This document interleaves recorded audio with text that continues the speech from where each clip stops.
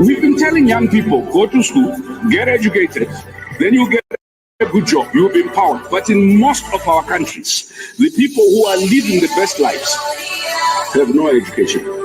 The people who are driving the best cars, no education. We have political cadres now occupying significant positions in government because they are loyal. Some of them are fantastically incompetent, but they are wonderful people. Unfortunately, wonderfulness does not cure the underdevelopment challenge.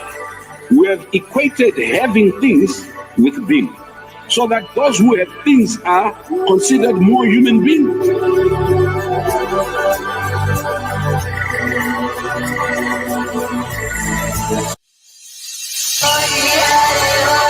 There's a new force of nature at hand, stirring all over the world. They are the young people whom, frankly, we have failed, who are angry, who are organized, who are capable of making a difference.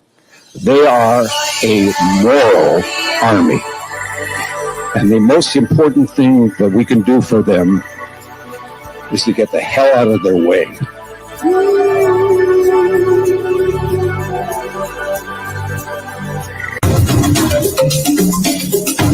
Sisi vile vile sio wote ambao wanataka ugomvi kwa sababu ya ugomvi. Niwaambia nyinyi ni wajinga mkimpata Ruto.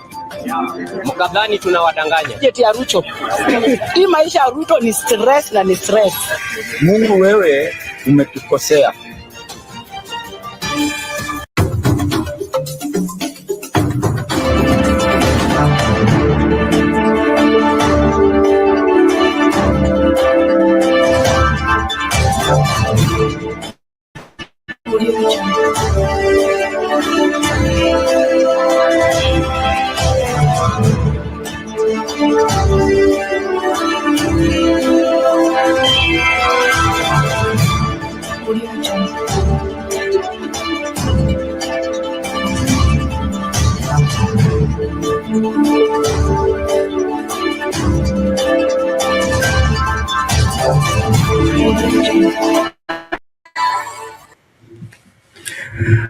Greetings to you. Thank you so much for making time to join us. This is Sound Candid Talk, Open Forum Political Discussion Show, the show that gives you an opportunity to air what you feel and think about the latest development on our political front. Well, the more things change in Kenya, the more they remain the same.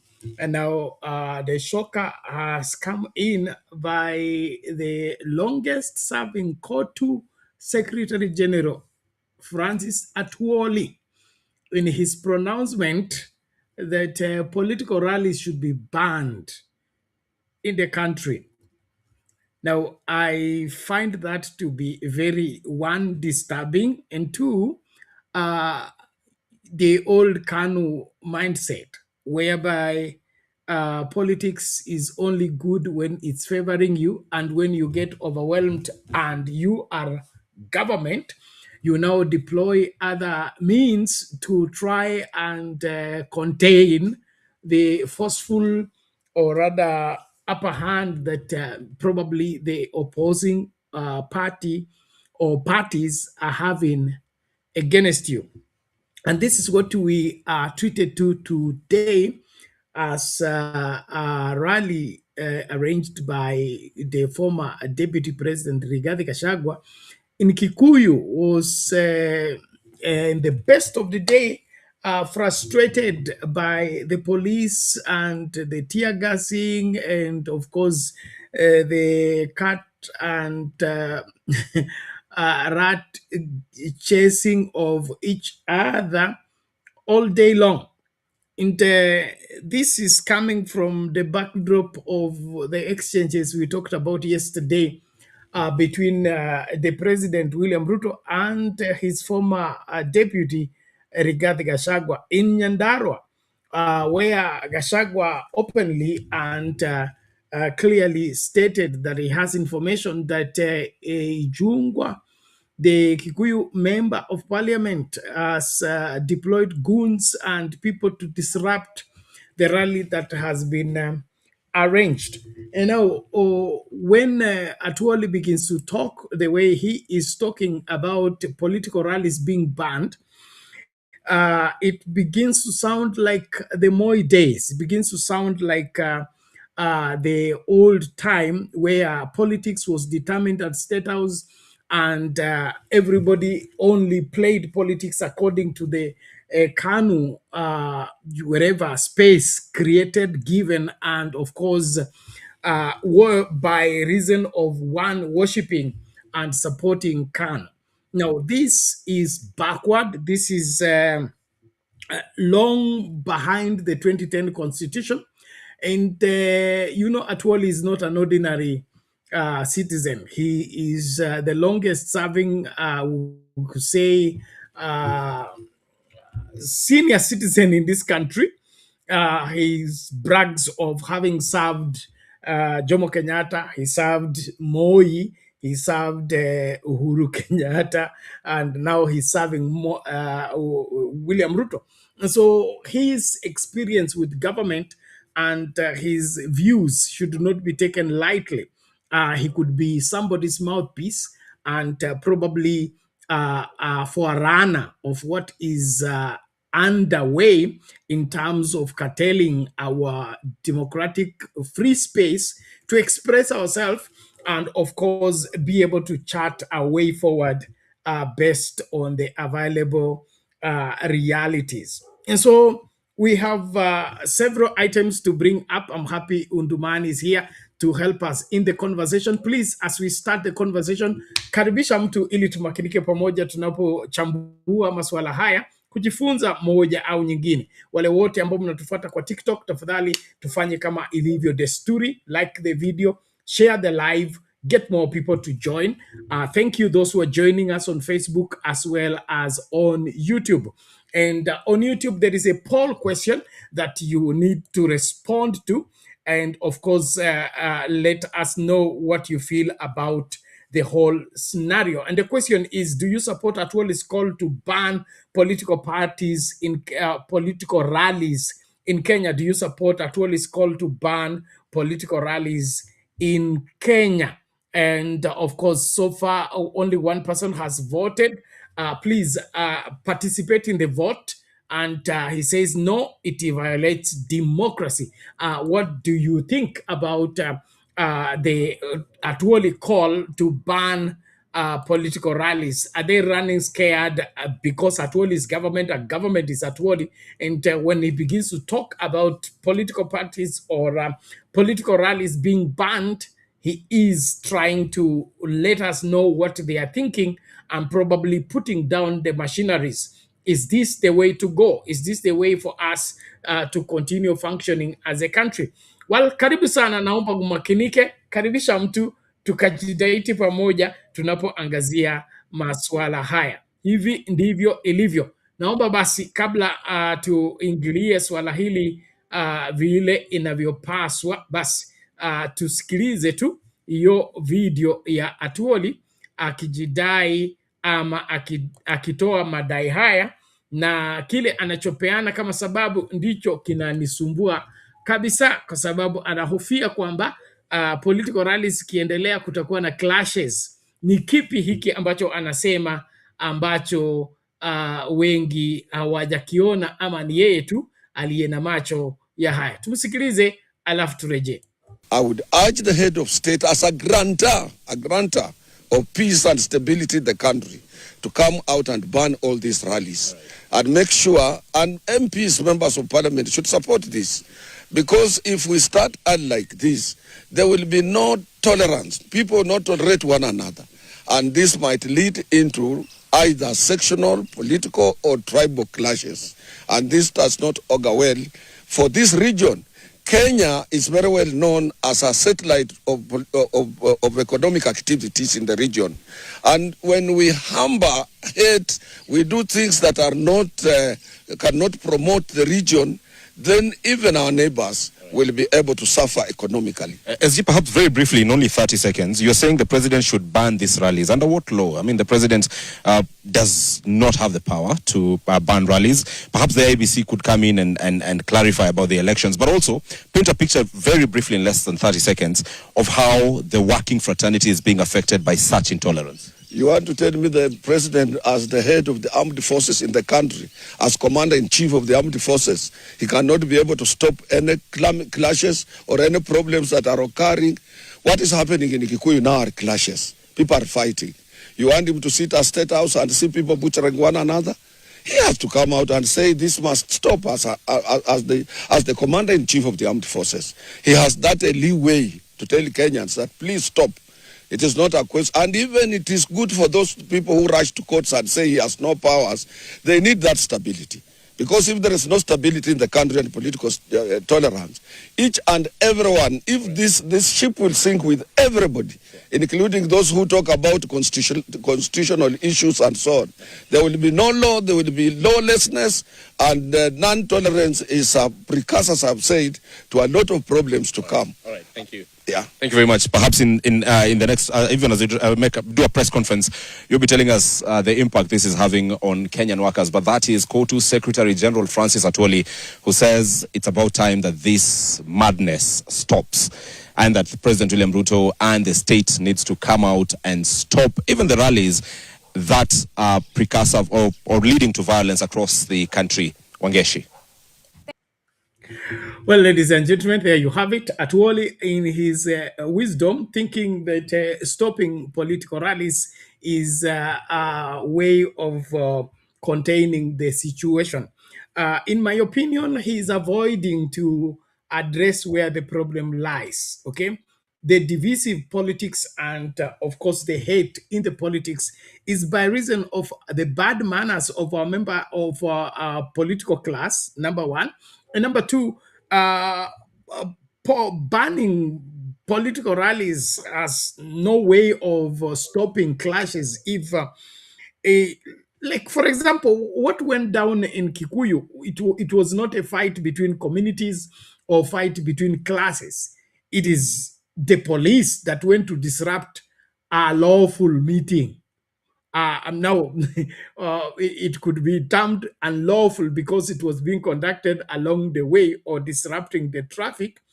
But that is how William Ruto has been doing rallies. They do rallies nowadays on the road since they cannot gather people in the stadium. And so what does it make, how does it sound that William Ruto disrupting traffic by doing rallies on the road is okay, and when Gachagua does it on the road, it becomes not okay? So I don't see anything in what Atwoli is saying. Undumani utatusaidia kwa haya. Atwoli amechoka ama nini? Bernard. Yes, sir. Nakupata. Atwoli akuwa mwisho kuongea kwa sababu yeye kwanza angekashifu vile ndugu yake alipigwa Kisumu kwanza. Hakuna Mluya yote ameamuka na amekashifu. Hii inamaanisha kuna wale Bernard, wale Waluya walikuja kwa tumbo na mama na wengine walikuja kwa mgongo kuoleka kwa Waluya. Hawa ndio sio Waluya original. Hawa ndio itakana warudi kwao Bernard. Warudi mahali walisaliwa Bernard. Yeye ndiye angekuwa mtu ya kwanza kukashifu ndugu yake kupigwa Kisumu. Hiyo ni kitu ya kwanza. Ya pili, yeye ndiye angekashifu hawa goons kutembea na mpini. Mbona hajakashifu yao goons wenye walikuwa Kiambu? Hajakashifu yao hiyo goons. Halafu anaambia sisi maneno ya rally mkutano. Mkutano nani alianza kutembea? Si rais ndiye alianza kuzurura kutembea. Yeye ndiye alianza kutembea. Sasa yeye amkataze kwanza. Bila kabla hajakataza sisi Bernard. Atwoli itakana aende aritae, atoke kwa siasa. Siasa ilimshinda. Vile ndugu yake Odinga alikufa, yeye itakana akae nyumbani Bernard. Hakuna vile atakuja kudanganya sisi. Sisi mambo ya Odinga tulimaliza, yake tulimaliza. Hiyo grupu ile Odinga vile tulizika Odinga yote, hiyo grupu yote tulisahau. Sisi tunataka ile grupu mpya, ile ya Kinanga Sifuna, ya Kinanga Babu Owino tuongee. Lakini yeye aende alale, yeye aritae enda akae achunge wajukuu yake nyumbani huko. lakini asiamulie sisi mustakabali wa Kenya. Kenya sisi wenyewe ndio tutaamua. Kama hao wawezi kukashifu hizi goons wanatembea na kupiga watu, Bernard, hawa si wengi. Wananchi ni wengi kuliko hiyo goons. Hiyo goons tutashika tu wakati ya uchaguzi, wakianza kusumbua tutavunja. Polisi watapata tumevunja kwa sababu polisi wataenda kuwachunga kwa maboma zao. Sisi tunawajua mpaka mahali wanaishi. Hao goons tunajua mahali mpaka wanaishi. Sisi tutasafisha moja kwa moja. Hata kama unapata pesa kutoka kwa serikali, wajue serikali ya kwanza ni mwananchi. Hii serikali ya pili ni sisi tu mwananchi tunasubmit. Kuheshimu hiyo serikali ndio wafanye namna gani kazi yao ikuwe rahisi. Lakini serikali wakiwa na serikali ya goons, Bernard, sisi hatutakubali hiyo Bernard. Sisi tunawaangalia tu. Tunawaangalia vile wanafanya namna hiyo, tunawaangalia. Na hii ndio ninasema hii Atwoli ndiye ingetakana aweke amani kati ya masemeji yetu hawa na sisi Bernard. Si kuongea ati maneno ya mkutano. Mali Ososi alipigwa kwa mkutano. Ososi alikuwa kwa mkutano ndiye akapigwa. Ososi hakuwa kwa mkutano, alikuwa kwa ziara yake huko Kisumu. Sasa aongee mambo ya Kisumu au goons, aongee maneno ya goons, lakini asiongee maneno ya mkutano. Kama ni mkutano ni lari, aende aambie mtu yake mwenye anasunguka akipanda juu ya magari akisunguka, aende amwambie kwanza. Hawache maneno ya kusunguka kufanya rallies, ndiye akuja aambie sisi Bernard. Sisi hatuwezi kukubali mambo ya Atwoli Bernard. Sisi Waluhya tumechoka na hivi vikaragosi. Vinatakana viritae viende nyumbani Bernard. Hata harufu yao, hata vile ako kwa television anahubiria nani? Mluhya gani anaambia? Yeye anaambia watu yake huko, lakini sisi hapana, ambie sisi Atwoli. Atwoli hana mamlaka ya kuambia sisi. Kama ameshindwa kuambia wafanyakazi, kama ameshindwa kuambia serikali, kama ameshindwa kukashifu hiyo kitendo ilitendeka kwa ndugu yake anyamase, asituambie ile maneno tuambia sisi. Sisi wale tunajua mtu yule anaweza kupatia Waluhya direction ni Sifuna, wakinanga hao Linda Ground ndio sisi tunasikia. Lakini vitu kama Atwoli sisi hiyo ni kama hiyo hewa chafu ile inanuka ikienda Bernard. Hiyo ni hewa chafu hiyo inanuka Bernard. Sisi hatuwezi kufuata maneno ya Atwoli. Aambie kwanza charity start at home. Aambie kwanza mkubwa yake awache kupanda kwa magari akipiga campaign. Ndio sasa sisi tutawacha kufanya campaign Bernard. Na kama yeye anafanya campaign, sisi tutafanya bado campaign, tutafanya mkutano. Hakuna mtu atakataza sisi kufanya mkutano Bernard. Ni asante. Okay, asante sana Ndumani, tunashukuru kwa utangulizi huo mzuri. Na ni kweli kwa nini Atwoli anachagua cha kuzungumzia haswa akikwepa kuaddress swala nyeti kama hilo ambalo lilifanyika kwa Osotsi. Na Osotsi ni nani? Seneta wake. So ni kitu ambacho ni tunaona kwamba hawa wote ambao haswa wana support broad based hawataki kukubali makosa na hawataki kushughulikia yale masuala ambayo yanakera wa Kenya. Wanajaribu kutafuta kijisababu ili wapate ile inaitwa free field, wafanye vile wanavyotaka. Hiyo ukiangalia tu kwa kina kile ambacho Atwoli anasema anataka Kenya ikuwe na chama kimoja. Anataka Kenya itawaliwe vile KANU ilivyotawala.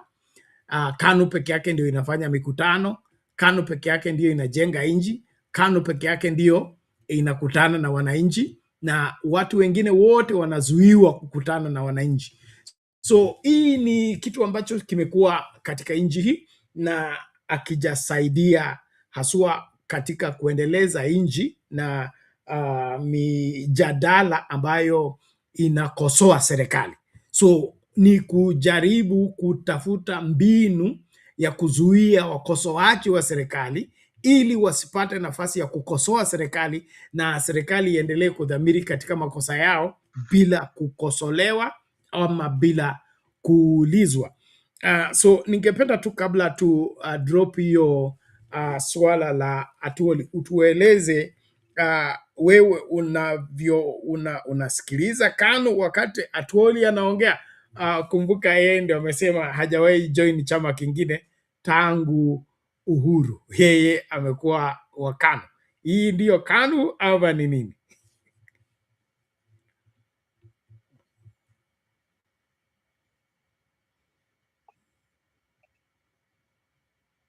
Undumani upo, umeenda?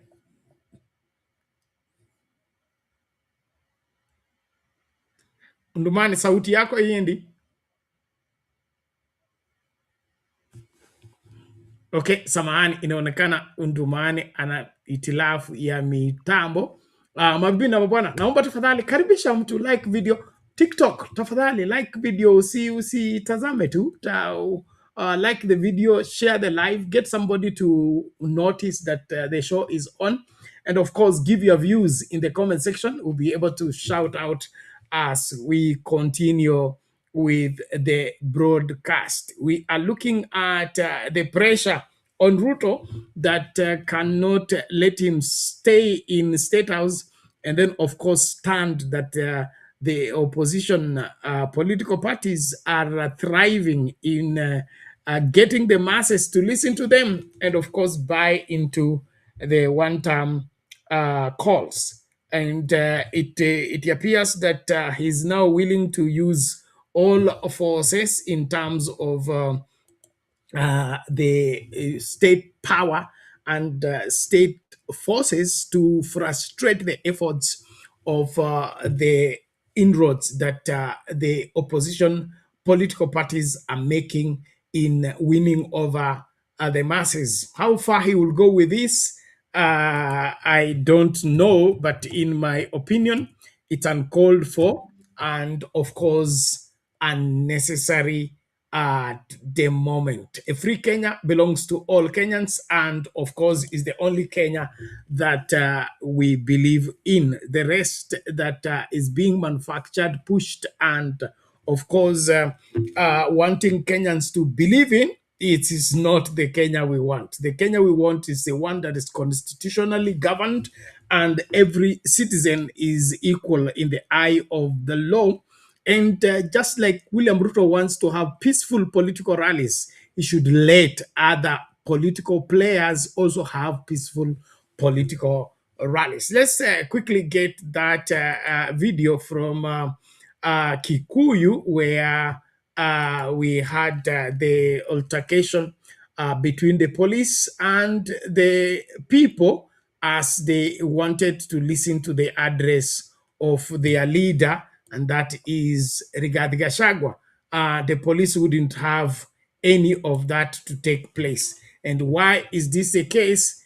We need to be, brought to an understanding. So quickly, let's have this as we continue the conversation. And please participate in the show, like the video, share the live, and then, of course, participate in the poll question. Are you in support of Atwoli's calls to ban political parties in Kenya, or what is your stand on the same? Thank you very much. Let's hear what went down in Kikuyu today as the police were in battle with the Kenyan people in frustrating or trying to quell and stop the political rally arranged by former Deputy President Rigathi Gachagua. Let's hear this out.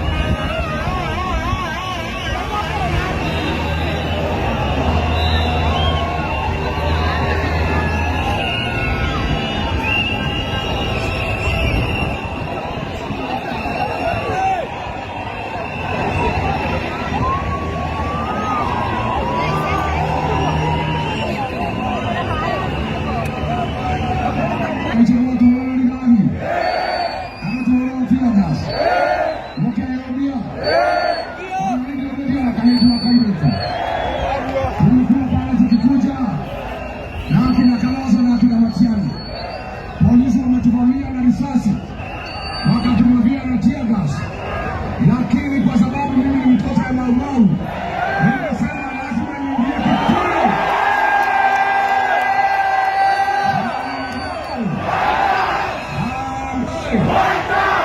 Kimani Ichung'wah alisema Rigiji hatafika Kikuyu. Rigiji amefika hajafika. Rigiji amefika hajafika. Hapa ni wapi? Hapa ni wapi? Kiongozi wa Mlima Kenya ni nani? Nani kiongozi wa Mlima Kenya? Nikiwa hapa Kikuyu niko nyumbani, siko nyumbani. Wewe hapana wetu.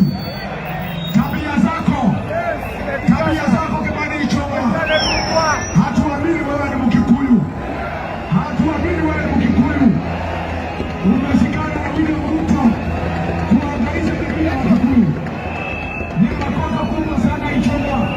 Hawa watu wa Kikuyu walikuchagua mara 3 kutuma polisi na risasi na tear gas kupiga wale watu ambao walikuchagua.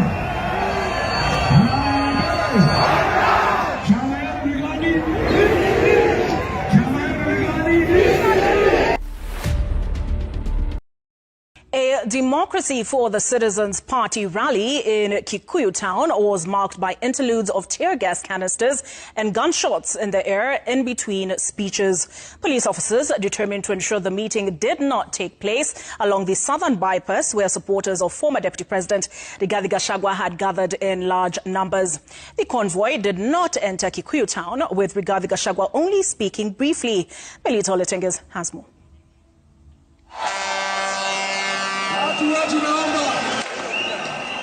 Tear gas fumes and gunshots were the order of the day at the DCP rally along the southern bypass in Kikuyu. The police unrelenting in dispersing the crowd that had gathered to attend the rally. They lobbed several tear gas canisters to disperse the meeting, but at first the DCP party leader and his foot soldiers were unbowed. In the standoff, former Deputy President Rigathi Gachagua managed to address the crowd briefly.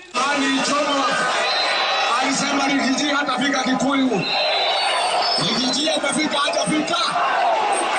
Rigiji amefika hajafika. Hapa ni wapi? Hapa ni wapi?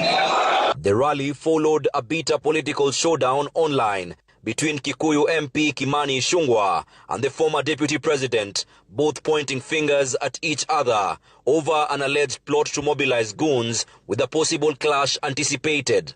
Tabia zako Kimani Ichung'wah. Hatuamini wewe ni Mkikuyu. Hatuamini wewe ni Mkikuyu.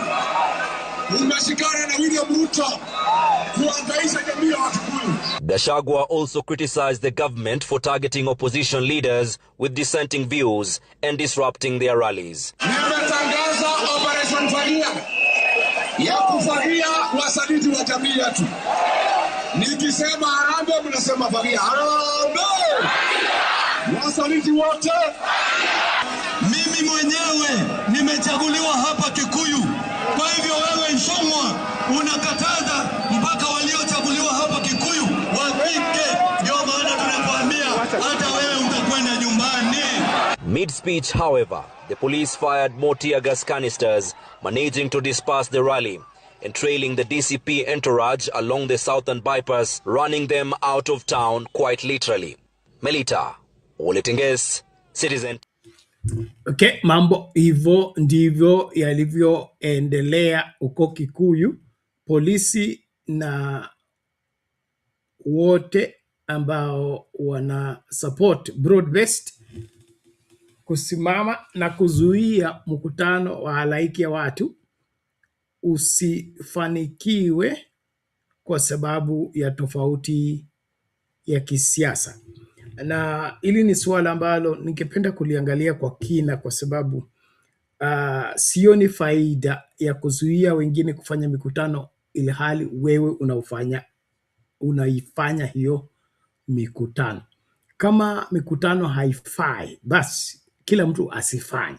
Lakini itakuwaje upande wa serikali ukifanya mikutano yao haina tear gas, haina vizuizi, haina kukosa amani, lakini watu wa opposition wanapofanya mikutano yao, wanaoleta violence, wanaoleta vita, wanaoleta kugawanyika ni watu wa serikali. So hapa tunaona kwamba serikali hii inaamini katika kutofuata sheria, inaamini katika kutumia kifua kwa mambo ambayo yanapaswa kuwa haki ya kila mmoja, na hili ni suala ambalo linasumbua sana, kwa sababu kama serikali imechagua kuvunja sheria, serikali imeamua kutumia wahalifu katika kutekeleza masuala wanayotaka kulazimisha Wakenya kwayo, basi inaonekana wazi kwamba hii serikali imeanguka tayari, kwa sababu hakuna kuanguka kuzidi kutofuata sheria, hakuna kuanguka ambako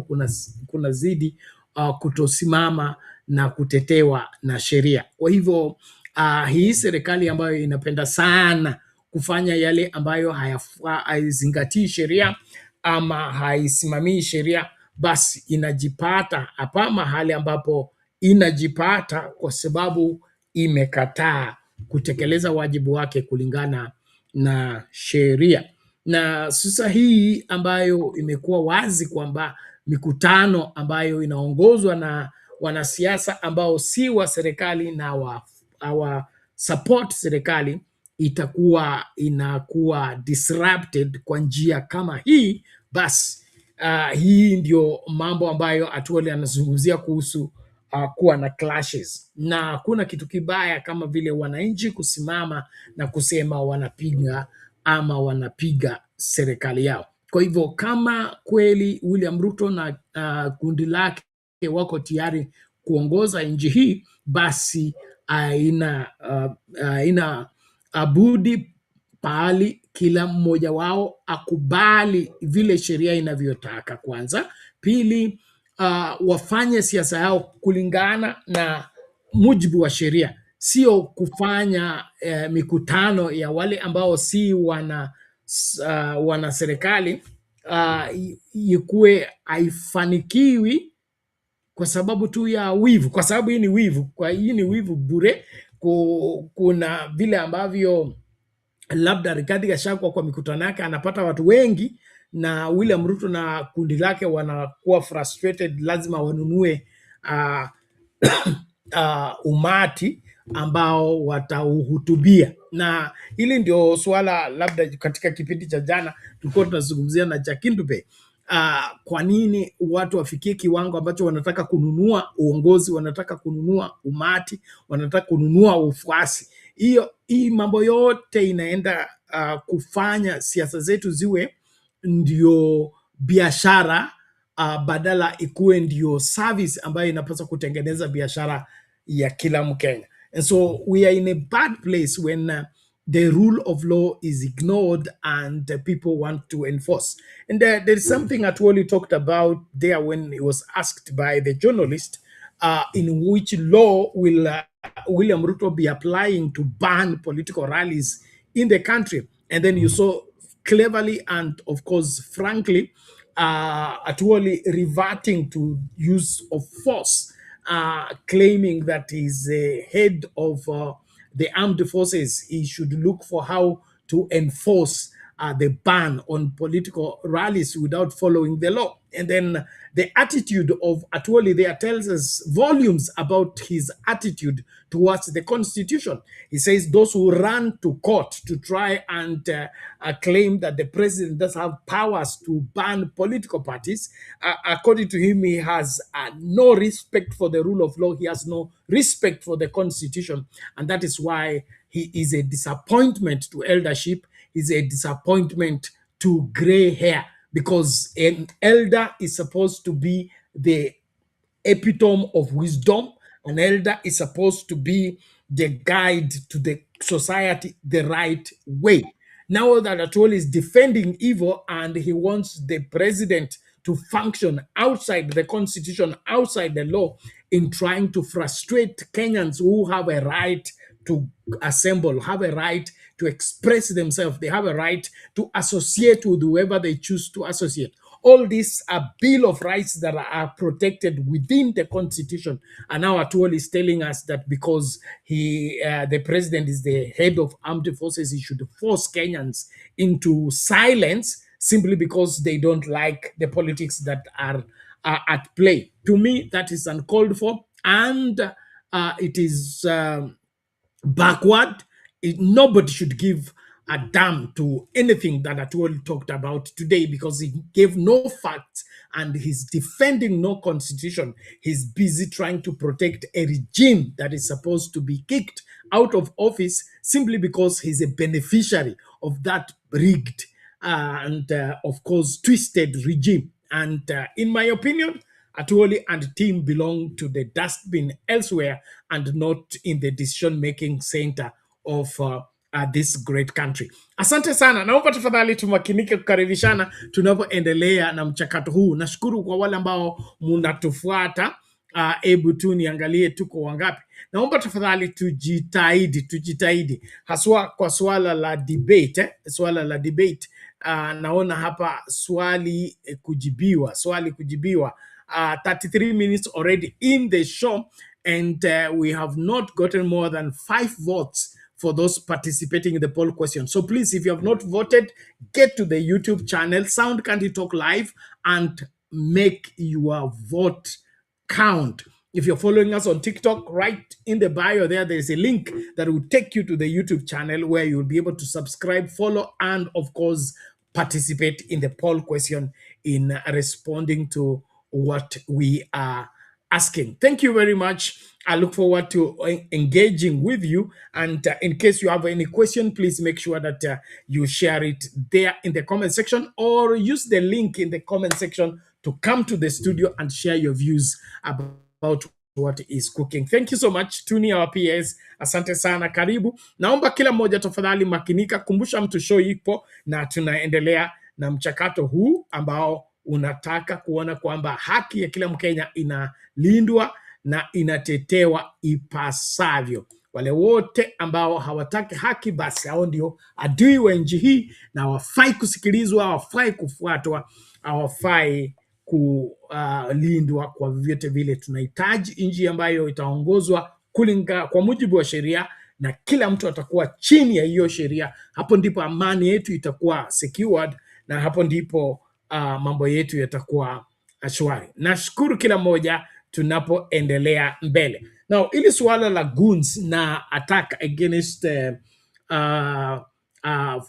Vihiga Senator Osoti, the name of the governor of the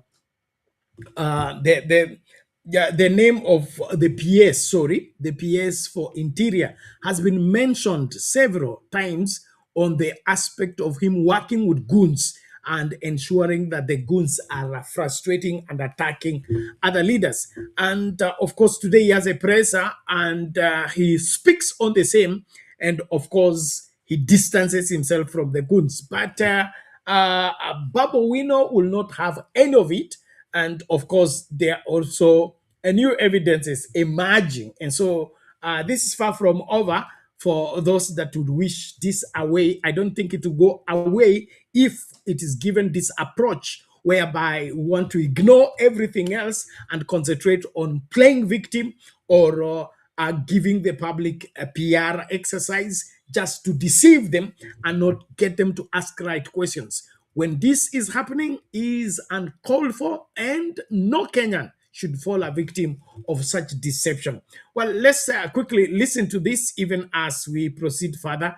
The presser by Raymond, the PS for internal security. Here we go. It's unfortunate what happened to the Honorable Sotsi. For sure, there's action that is being taken, and of course, I would want to wish him well. But the point is that everyone or any leader who uses goons for criminal purposes must just be held to account. So in the case of Turkana, I know that there are cases that are in court, maybe not just on one particular case, but on a number of cases. And what we would want to do is we expect impartiality from the law enforcement agencies, At the same time, we expect the same of our judicial officers, because it is not just enough for the police to apprehend. Beyond that, those in court must also be able to, once they have been satisfied with the evidence, then they must be able to take action. It's unfortunate what happened to the Honorable Sotsi. For sure, Honorable Sotsi a quick recovery, and to thank also your wife and your family for being in support. And on these matters, goons, as Honorable Sotsi has said it, together with the Honorable Sifuna, we are coming to Kisumu after the Nakuru rally. I know the government, you've always wanted our blood. You've been baying for our blood. We have decided that we are bringing our blood to you. Yes. Don't even look for us. We are coming to Kisumu. Please bring all your goons, the possible ones that you can manage to mobilize. We want those goons to kill us this time round. We want to die there. At least history will be written and we'll be on the right side of history that we died for a just cause. So we are coming to die in Kisumu. Be ready to finish us in Kisumu. Raymond Omolo. We are not putting in Murkomen in this, and he's your boss. Why are we not fighting him in this? Yet he's a member of two-term. He's in government. But we are singling out Raymond Omolo. I've never seen an insecure PS like Raymond Omolo, a person with low self-esteem. Kibisho used to be a PS, an interior PS for interior. I'm sure 90% of Kenyans can't even recall Kibisho's face, but he was powerful. This one who must use goons to look like he's powerful. What are you trying to do? We've grown in these streets, and we know these streets. You will not finish us in these streets. We are smarter than you in these streets. Osotsi that you are seeing here today did not attend a rally in Kisumu. You guys never wanted us to attend a rally in Kisumu, which eventually we were coming to attend a rally. We were coming to hold a rally in Kisumu. Osotsi here was not in a political rally. Osotsi was having his meeting and his tea at a cafe. Then you attack Osotsi. So which means that whether we hold a rally or don't hold a rally, you still want to attack us. So we are coming to hold a rally.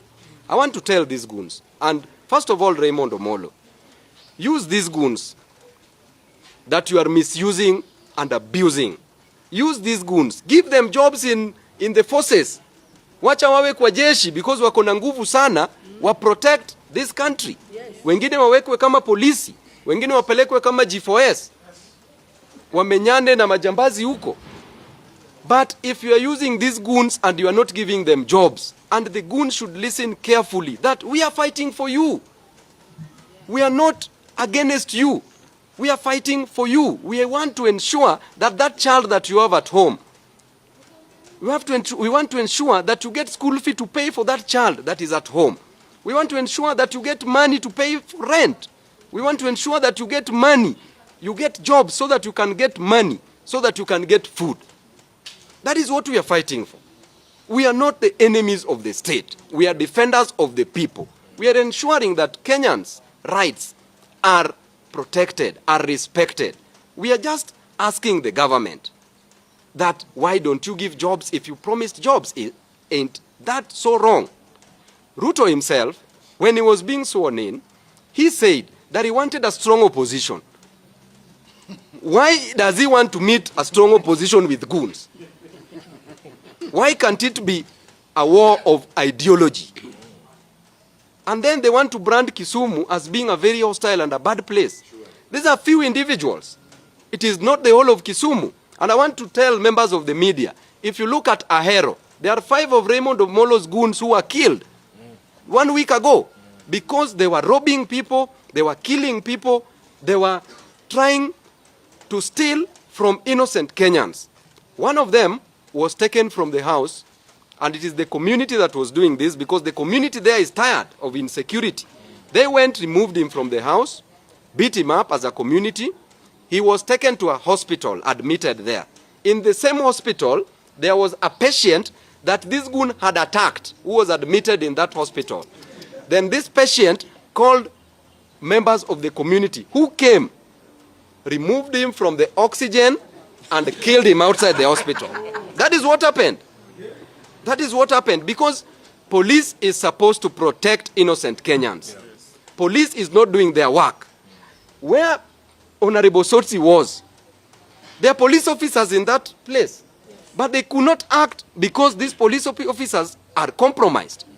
The way, when I was issuing a presser here, I named all these goons, 17 of them. Only 3 have been arrested. And true to that list, the DCI also named the same people that I mentioned. But what is surprising is that the manner in which these goons were arrested. One boy, Akoth, who is the head of these goons, and by the way, Mheshimiwa Sotsi, while you were there at Java, boy Akoth, who is the head of these goons, who is being given money by Raymond to pay them, was with you in the same place. Then he left, went to the rooftop at Acacia. Then he's the one who summoned these goons to come and attack you. Something funny is that the police officers called boy Akoth to tell him to hand over these boys. Are you seeing the way the police are is even working? They didn't go to arrest them. They just said, please bring them because there's pressure.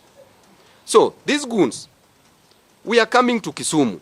We want to know how strong you are. This time round, let us know how strong you are. And please be prepared. Please be prepared. Police, because you don't want to protect us, please keep off. We are coming, we will protect ourselves. And that is the information that we are giving you. Okay, there you have it. The conversation by Babu Owino, or the Embakasi East Member of Parliament, Governor aspirant for Nairobi County, and future president after 2032, according to his laid out, schedule of how to go about life. But keen to listening to PS or Raymond there talking about politicians that walk around with goons. Those goons should be brought to books. In my opinion, he's just playing in the gallery. He just, telling people what he thinks that the people wants to hear. Because if you're a PS for Interior and you have a Ministry of Interior, you have the police, you have the DCI, you have the intelligence, NIS, and all that, you will not be talking to us about politicians who are keeping goons to disrupt the lawful interaction of Kenyans. Now, that, in my opinion, this somebody who is not ready to face his job and ensure that Kenyans are safe and secure wherever they are in whatever matter that they are involved in. Raymond is running away from that responsibility, and that is why he wants us to discuss trivial things other than asking hard questions about what should be done. And of course, even as we look at this extensively, you will notice that there is a single script that the government people are carrying around. And this, in my opinion, is one of the unmaking of the strength of the participants into the development of this country. Since the people placed in office are not taking that office work serious enough to see to it that I'm a PS for security, and if there is any threat to the security of the country, you move in with speed to be able to abort any insecurity within the country. And that should be happening out of the information that you have that is credible. So if you are the PS and you're talking to us about politicians who are walking around with goons, what do you mean? What do you want us to do in the first place? Is goonism part of the Kenyan constitution? Is it lawful for that to be a way of operation? Now, don't talk to us about politicians walking around with goons when you are also presiding over your own group of goons. Wake up and do your job, for heaven's sake. Raymond, it is your duty to see to it that every Kenyan is safe and secure, and the policies that are being formulated are meant to safeguard the Kenyan people. But if you're coming to us to tell us about politicians who are walking around with goons and use goons to break the law, what do you want us to do? You want us to go and beg the parliamentarian to drop the goons, or you want us to become the goons? There's something very sick with what is his name? Murkomen-led department of the governance of this country. In my opinion, these people are lazy and they don't want to do what they are required to do, but they enjoy drawing a salary. And to me, that is cheating as well as robbing the future generations by earning a salary for doing nothing. In my analysis of this entire scenario, Raymond is not telling us the truth. Raymond is not telling us the truth, and he is, is hiding too much information. And of course there Babu Wino anamwanika akiweka mambo bayana na kupeana mifano ambayo inatisha kiasi katika uhusiano wa karibu katikati ya nani, ya Raymond ambaye ni PS wa Interior na goons ambao wanasumbua wengi wa Wakenya. Na hilo swala la Osotsi ni swala nyeti sana, kwa sababu inasemekana wazi kwamba wale ambao walimshambulia Osotsi walitumwa na Raymond, na hili ni swala ambalo kwa sasa hivi tungependa Wakenya kusimama na kudemand kama kweli huyu alipewa haki yake, lakini akachagua kutekeleza mengine ambayo hayafai, basi ashikwe kwa yale ambayo hayafai. So akushikwa kwa mtu haimaanishi kwamba amekosea kila mahali. Ile sehemu ambayo amekosea akosolewe, hiyo sehemu ambayo amekosea afanye nini? Arekebishwe. Lakini tusikubali kuishi kwa makosa, kwa sababu kila mtu anapenda makosa na kila mtu anapenda kutekeleza vile anavyopenda. Kwangu mimi ni muhimu kuweka nchi pamoja na kuhakikisha kwamba hakuna ambaye anabakuliwa kisheria, tukiendelea na masuala ya kuhakikisha kwamba tunafuata nyuki tukule asali.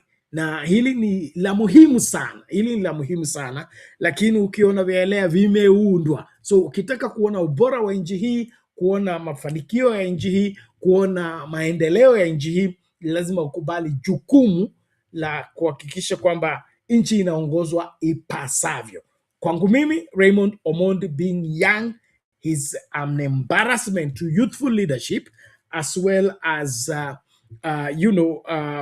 allowing himself to be used to do wrong against Kenyans, all of it in the pretext that they are protecting a particular regime. Kwangu mimi hilo alifai kabisa, na kuna yeyote ambaye anapaswa kufanya nini? Kulishabikia. Okay? There is what do we have here? Okay, watching live from Kasarani. Asante sana Dan Metro, na sana. Naomba tumakinike, tuendelee kukaribishana, tukachambue masuala haya jinsi yalivyo. Kwangu mimi, the interior docket is in problem and the interior docket is the problem. Hiyo yote mwambie Murkomen na mwambie Ruto. Shida ya nchi hii ni nini? Ni Murkomen na hiyo docket yake, kwa sababu haya ambayo tumeona Kikuyu, haya ambayo tumeona katika several opposition rallies, ile ilikuwa tononoka mpaka Sifuna akasema basi nafasi yenu ni hii, wale ambao mngependa kutuma ama kutupa tear gas. Meaning kwamba hakuna provocation na kuna hiyo wanayosema kwamba wanahujumu usalama wa nchi kwa kufanya mikutano. Mikutano ni haki na mikutano ni halali, na polisi wana nafasi ya kuhakikisha kwamba usalama wa kila mmoja ambaye anahusika katika hizi rallies ama hizi mikutano ipo, na kuna vile mtu anaweza kutishia mwingine. Hiyo ndio jukumu la Ministry of Interior. Ili la Murkomen kwenda kubishana nani ako na gunzi wengi kuliko wengine, nani anatumia gunzi kulingana na hii na hii, hiyo yote kwangu mimi ni ujinga. Kwangu mimi ni ujinga na ni utoto ambao haupaswi kuwa unatumika katika nchi ambayo inapaswa kuwa mbele kama Kenya. Kwangu mimi Raymond and Murkomen are not giving any signs of, winning the confidence of the majority of Kenyans. And that is one place that we must insist until we get what is right. All incompetent people in public office need to be shown the door so that we get our country and the act of our lives together. In the meantime, we want everybody to be, knowledgeable about what is happening, and then, of course, do what must be done to see to it that nothing is left out in the aspect of educating Kenyans and making sure that they are responsible in taking especially their civic duty to see to it that nobody will be, taken advantage of, either for by ignorance or otherwise. As we switch gears, tuendelee kukaribishana, tuendelee kuhusika kwa njia moja au nyingine. Asante sana. Naomba tukasikilize hii tunapoendelea na mchakato huu katika masuala haya ya kuchambua siasa kwa lugha yetu, kwa njia yetu, na kuhakikisha kwamba kila Mkenya anawajibika tu mahala ambapo anahitaji kuwajibika. Wale ambao wanataka kudandia, basi hiyo nafasi haipo. Tuko tuna nafasi ya wale ambao wako willing kutekeleza wajibu wao na kuhakikisha kwamba kila kitu kinatekelezwa ipasavyo. And of course, as I'm switching gears, umeona kwamba kuna ile inaitwa nini, revival ya watu kutekeleza mambo fulani kulingana na dini zao na kulingana na utamaduni wao, na mmojawapo ya haya mambo ambayo yanaendelea na vile ambayo yanaonyesha wazi kwamba kuna vile ambavyo watu wachiliwe kutekeleza maovu kwa sababu wameyazoea, ama kwa sababu hao ndio wenye sheria ama walinzi wa sheria. Kwangu mimi hiyo halifai kabisa, halifai kabisa kwa vyovyote vile. Now, ili swala la kwamba rais ndiye amejiletea makosa ama upungufu ambao unaonekana katika katika kutekeleza zinaitwa ahadi zake. Kuna hii video ambayo inaonyesha kwamba hii ni haki, na hiyo haki ya kuwepo inatokana na hiki na kile, and then tukitaka ikarejee, basi tutekeleze huo wajibu. Let's listen to this. Wengine watoto wakidanganywa kila wakati huwa wanaanza kumdharau baba wetu wa taifa. Wakati mwingine kuongea bila hatua dhabiti ni kama kukejeli wanaokuamini. Baba wa taifa, umeyasema mengi kuhusu ufisadi. Miaka inakaribia 4 sasa, lakini bado hali ni tete. Kuna msemo huko kwetu ambao unasema ngoma inayopigwa kwa sauti sana haina maana, ila ule mfumko wa kucheza ndio una maana zaidi.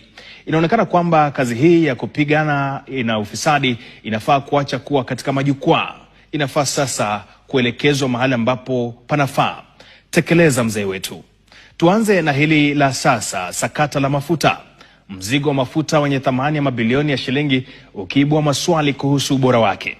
Rais, hao waliohusika tutaona jambo tofauti au itakuwa ni sarakasi za kawaida mzee? Tumeona wafanyakazi wengine, watoto wakidanganywa kila wakati huwa wanaanza kumdharau baba wetu wa taifa. Okay, huu msemo umuhimu sana. Wakati unajibeba kama wewe sio baba, basi utaanza kuchukuliwa hivi hivi kama mtoto, na hiyo haitakuwa bora kwako. Na tunaona kwamba uongozi haswa wa William Ruto uko na frustration mingi, uko na vikwazo vingi, uko na stopover mingi, na hii yote kwangu mimi inatokana na ile hali ambayo msingi ambao umewekwa sio dhabiti na aulengi kulea watu wakaboreke. Tuko tu hapo kutumia serikali kutekeleza ya ambayo tunataka, huku tunaacha Wakenya wengi kuwa walalahoi na of course wanakosa chakula.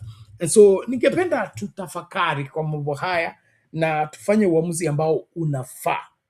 uamuzi ambao unafaa, na huo uamuzi ni ile hali ya kuhakikisha kwamba kile kitu ambacho kinapaswa kutekeleza kimetekelezwa na wahusika wote wamehusishwa na hakuna anayedai chochote kile kutokana na hiyo kazi. Kwa hivyo karibu tunapoanza kutamatisha, unless nipokee wale ambao wangependa kuchangia kwa njia moja au nyingine, lakini kwangu mimi lazima tutekeleze wajibu wetu ipasavyo, na hiyo ipasavyo inatokana na nini? Na sisi kufuata sheria, kupenda sheria na kutohujumu yeyote katika masuala haya yote mazima yanayotokana na sisi kuwajibika katika kuyatekeleza na kwa faida yetu kwa pamoja. Na naomba tukasikilize hii alafu tusonge mbele. Watoto wakidanganywa kila wakati huwa wanaanza kumdharau baba. Baba wetu wa taifa wakati mwingine million voters is accurate, secure and biometrically verifiable as required by the Constitution. This comes as the agency encourages Kenyans who registered under the old Constitution's manual system to register afresh, specifically if they sat out the 2013, 2017 and 2022 general elections. The Commission clarifies that those targeted represent only a small percentage of the electorate. According to the IEBC, an overwhelming majority of Kenyans successfully transitioned from the manual pre-2012 system to the current biometric enrollment during previous mass registration drives. NTV's Laban Shaban has more. IEBC is calling on Kenyans who registered as voters before 2012 but have never had their biometrics captured to seize the ongoing registration drive to enlist afresh. According to the electoral body, there is no cause for alarm for active voters. Put simply, if you voted in the 2022 general election, your spot on the roll is secure. Anybody who voted in all those elections since 2012, he's obviously in the register. In a statement issued on April 4th, the Commission characterized this as a necessary administrative step to ensure that the ghosts of the manual era are replaced by biometrically verified citizens, ensuring every record in the digital roll is backed by a real, unique identity. The IEBC clarifies that the 2012 transition was a technical hard reset. Therefore, fresh registration is only mandatory for those who have not updated their details since the biometric register replaced the manual books under the 2010 Constitution. Thank you for having me. Appearing on NTV, IEBC Commissioner Andere sought to expound further, highlighting a technical reality that there was no digital migration. That is, details did not automatically move from the old paper books to the new servers. We are not even talking about re-registration. We are talking about people who are missing from voters' register. They are not registered. This means holding an old Electoral Commission of Kenya ECK card from the 90s or the early 2000s is no longer a ticket to the ballot box. If such voters sat out the last 3 elections, the system has no digital footprint of their identities. The biometric voter register has been the national standard since 2013. Voters' digital identity was first captured using biometric voter registration BVR kits, the hardware that scanned fingerprints and face. Today, the data is managed by the Kenya Integrated Election Management System, the KIEMS kit, which verifies voters' identity in seconds at the polling station. As of the 2022 general election, the Commission says it maintains an accurate and audited register comprising 22.1 million voters. IEBC explains it is not asking all old voters to start over. Instead, the commissioners are targeting what they say is a small percentage of Kenyans who missed the 2012 transition and have remained off the digital grid since. In the manual era, a name could be duplicated or faked. With fingerprints, facial images and iris scans, the IEBC is creating a multi-factor security system to make it mathematically impossible for ghosts to remain on the 2026-2027 register. The goal is to close the gap as the IEBC eyes a target of 28.5 million voters for the next cycle. Laban Shaban, NTV. And the Independent Electoral. Okay, there you have it. The voters, the voter registrar, and of course the IEBC. Then you can see the turns and the twists there about people registering afresh, especially those that did not transit from the old,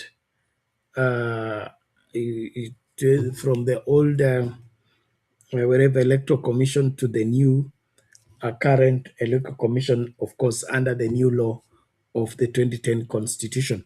But from the look of things, is an exercise that leaves a lot of questions and answers. Because if you've had somebody as a voter in your register from 2002, and we are in 2026, and you're still asking them to come and register, there is something wrong there, because these records are available, and if the records are available, in my opinion, the particular voters are supposed to be contacted and, of course, brought into relevant offices for the applied to be addressed, not for them to, for the applied to be addressed in accordance to what is required. And so there is something fishy about the IEBCs. I'm not just raising an alarm, but the way the IEBC is behaving, it looks like it has a predetermined outcome of the elections already, and it is in to regain somebody in office, and that doesn't look well. And so with the hiked budget, and then of course the demand for credible elections, I don't think the IBC is doing enough to see to it that Kenyans understand what's going on. And then number two, Kenyans can believe and trust their vote. If voting is just a formality and people are just being taken into emotions and not a serious aspect whereby we are taking drastic measures because of the desperate situation we find ourselves in, then we are not doing enough. And so, what happened to the independence in the IEBC? What happened to the IEBC being free of external influence and, of course, ulterior motive in terms of specific people being placed in specific position for them to ensure that the mediocrity we are treated to becomes the order of the day? And so I find IBC suspect in how they are going about even reviewing the register, because there is the reason why you have all those details, including phone numbers, emails, and all that. So this is an administrative thing. It doesn't need to be politicized, and it doesn't need to even cost what you are trying to ensure that it costs.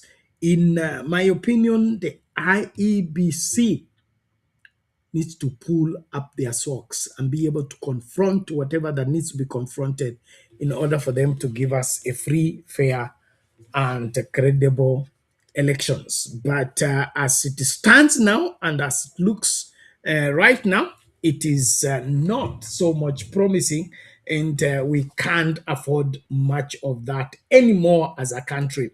You may by now have kind of come to conclusion that the Kenyan views of people in their self-control and in their ensuring that everybody's welfare is catered for, we ran into this aspect whereby people are simply, doing things that are geared towards making the system to fail. And to me, by the way, do you know how much IBC is asking for in order to conduct an election? A lot of money. But see what they are doing in ensuring that Kenyans get value for their money. It is not anything. It's not anything. And so we need drastic measures on this one. And the drastic measures are to see to it that we make these institutions do what they are required to do. And so let's not play games with the IEBC. Let's not play games with people who are lazy and, of course, out to sink this country by failing to conduct free, fair, credible, and verifiable elections. And so kama uko kadi, hakikisha uko kadi. Kama hujaingia, hakikisha uhakikishe confirm. Kuna poto hapo ya IBC confirm kama wewe bado ni mpiga kura na uko eligible kufanya hivyo. Usingoje dakika ya mwisho. Najua Kenya tuko na tabia kungoja dakika ya mwisho, na katika hiyo hali tunapoteza mambo mengi ya muhimu. Kwa hivyo let us do what we must do, and that is confirm our voting status and, of course, our eligibility, so that siku ya kupiga kura usijipate sehemu ambayo haufai kupatikana na usikose kuchagua uongozi ambao unafaa. Naomba kushukuru wote ambao wanafanikisha kipindi hiki. Asante sana kwa wale ambao mnapeana likes hapo kwa TikTok. Asanteni sana kwa wale mnatufuata Facebook na YouTube. Ningependa tu kuwahimiza kwamba tujitahidi kutekeleza wajibu wetu ipasavyo. Labda niwapatie verdict sasa hivi. Wangapi wamepiga kura? 7 people have participated in our poll question. Do you support Atwoli's call to ban political rallies in Kenya? Do you support Atwoli's view? And then, of course, 12% wasema yes for national security, and 62% say no, it violates democracy. And of course, that reality needs to dawn to every one of us. The banning of political parties will not help the bad behavior of the Kenyan people. And so if we really want to change this country, is to see to it that we improve on the behavior, attitude, and, of course, the functionality of Kenyans generally.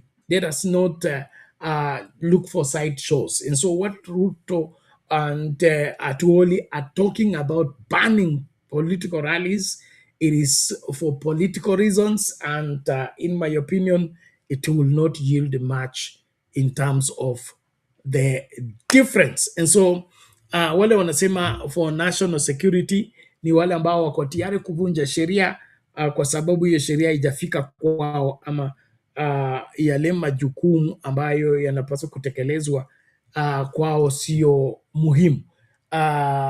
National security should never be used as an excuse to oppress and suppress voices and try to frustrate Kenyans from interacting and being able to deal with whatever issue that may arise in their lives. And so I would want to emphasize on this aspect. We should not talk about national security, especially where lives are being lost, and especially where standards that are being set are all being compromised. We shouldn't be keeping quiet on such matters. And so let's not use national security as an excuse for covering up our mediocrity and our failure to address whatever it is that we need to address. In my opinion, we have every resource within our reach to make out of our lives all that must be made out of our being.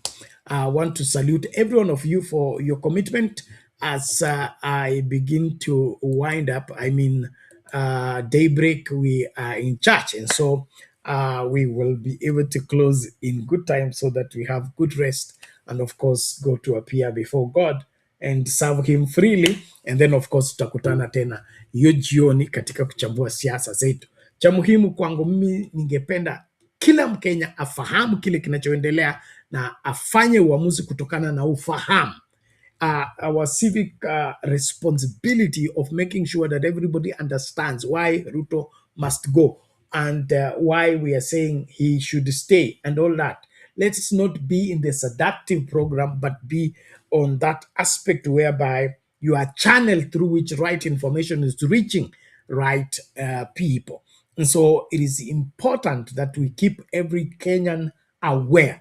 And so wale ambao mujahakikisha kwamba ninyi ni wapiga kura, enda ukahakikishe, wacha kupostpone na siku zinayoyoma. So IBC iko na kibarua kigumu kuhakikisha kwamba kila Mkenya ambaye ni wa umri na ana akili timamu anafanyiwa hiyo registration ili kazi ifanywe kulingana na sheria. Well, I want to really thank every one of you. I must quit it here, but I want to promise you that we'll be here every night to break down these issues so that nobody is confused. And so please, you'll bear with us. Our early morning is demanding, and of course, we need to be prepared for the same. And so I would have wanted the show to last as long as it has been lasting for 3 or so hours, but for today, because of the interest of church service, we must, of course, ensure that we close early and then, of course, provide that opportunity for us to fight another day. Well, just before we sign out, I want to call your attention to a link I shared in the comment section about one of the books that I've been working on, Christianity Without Christ. And then, of course, there are other titles. Like yesterday, I shared The Peacemaker's Blueprint. Now, those books are available on Amazon, and you are able to sample them. Okay, before you buy, you sample them. You can read several chapters. Ikikubamba basi ndio unanunua. So nimeshare hiyo link. Ukitumia hiyo link utafika hiyo Amazon, na kama ungependa kukinunua hicho kitabu, kiko available as ebook or with a paperback, and then of course lastly with what is good for every one of us. And so please let us rate the book before you even buy the book or consider to buy the book. Just share it with your friends, and of course help them rate the book on Amazon so that it reaches more people. Otherwise, I want to thank you. And then, of course, there are different titles that we've been working on. The Forces of Breaking Forth, Are You Marriage Ready? There is, all these books are available on Amazon. And what we are asking you, even before you buy the book, you can read it for free online. You can read it for free online. So make that attempt. And then, of course, after you test what is in the book, please give us some thumbs up. Help us to ensure that our presence on Amazon is experienced by reason of us interacting with really genuine doctrinal teachings that are void of any form of manipulation and any form of corruption. And so please let us consider, the link is there. You can click on the link to take you to the station where that takes place, and then of course we'll be able to deal with whatever situation that is arising. So asanteni sana, naomba tafadhali tukumbuke hiyo, and then of course kuna ingine ambayo ningependa pia kuwajulisha kwamba weekend inayokuja tutakuwa tuko sehemu tofauti sana na masafa haya, na hiyo pia ina kuhimiza kwamba ukuwe sehemu ya wale ambao watatutuma kule ambako tunakwenda kwa njia moja au nyingine, kununulia lita ya mafuta ili tunapoendelea na masuala ya injili tunapoendelea na hiyo masuala ya injili tusifike mahala ambapo tunafanya yale ambayo hayafai. So rating the book, please. Rating the book, I beg you, rate the book on Amazon just by giving it a thumbs up or give a review or whether it's nice or not. And we're encouraging you, you can read, even if you want to read the entire book, it's available on Amazon for you to sample it for free. And kikubamba ndipo unanunua. Na of course kiko kama unaweza nunua kama free, I mean ebook, ama unaweza nunua kama then of course it is applicable to most of the people in the diaspora, in the US, in the UK, Canada, Australia, and all that. You are free to buy even the hard copy from Amazon. They will print and ensure that it reaches you wherever you are. And so consider kutembelea hiyo link na kupigia kura ama kupigia debe mojawapo ya vitabu. Kama vile nilikuwa nawaambia, vitabu vimefika sasa katika inaitwa msimu ama season.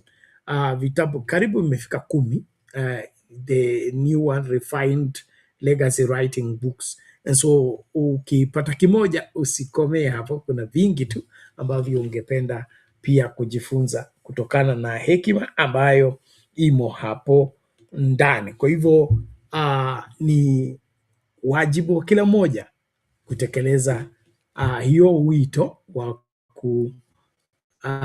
kukomboa nchi hii kwa kusimamia haki. Usikomboe nchi hii kwa kuhujumu wengine ama kutotekeleza wajibu wako. Ningependa kutamatishia hapo. Ni dakika 3 baada ya midnight na nimesubiri mzee Jakindube, sijamuona. Undumane alikuja lakini ametupwa nje na mitambo, na but of course tumeongea mengi tu ambayo tunaamini kwamba ni ya muhimu, na usikose kuwa sehemu ya suluhisho kwa mambo mengi tu ambayo yanaibuka kila siku. Asanteni sana. I look forward to meeting you again in the next broadcast. Keep it on Sound Candy Talk. Keep voting, keep commenting, and then of course inviting more people to be part of the great conversation. May God bless you. Let's meet when we shall meet on the other side. Tulingoja kwa muda, mioyo imejaa tumaini, tulilia kimya tukitafuta mwanga wa kesho, lakini sasa tunaona nuru imefika, sauti moja inaita jina la Sifuna.